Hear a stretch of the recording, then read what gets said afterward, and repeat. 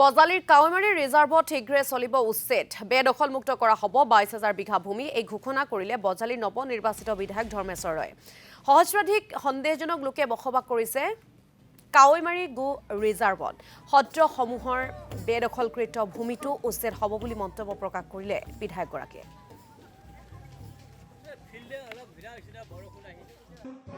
এইটোতো মুখ্যমন্ত্ৰী ডাঙৰীয়া আমাৰ ঘোষণা কৰিছে চৰকাৰৰ সিদ্ধান্ত যে নামনি অসমত যিবিলাক সত্ৰৰ মাটিবিলাক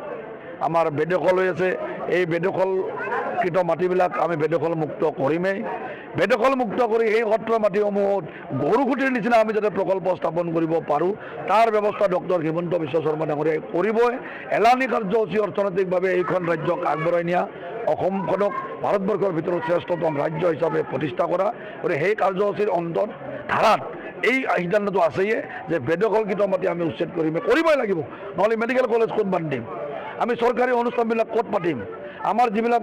প্ৰকল্পৰ কথা কৈছোঁ এই প্ৰকল্পবিলাক আমি ক'ত স্থাপন কৰিম বেদখলকৃত মাটিবিলাক উচ্ছেদ কৰি সেইবিলাকত আমি এই প্ৰকল্পবিলাক আমি স্থাপন কৰিম কাৱৈমাৰী যিখিনি বেদখল মুক্ত আছে কাৱৈমাৰী ৰিজাৰ্ভৰ হিচাপ নিকাচ চলি আছে মুখ্যমন্ত্ৰী ডাঙৰীয়াৰ হিচাপ নিকাচত আছে গতিকে এই মাটিৰ চিন্তা চৰ্চা মুখ্যমন্ত্ৰী ডাঙৰীয়াই নিশ্চিতভাৱে কৰিব আমাৰ দৃঢ় বিশ্বাস আছে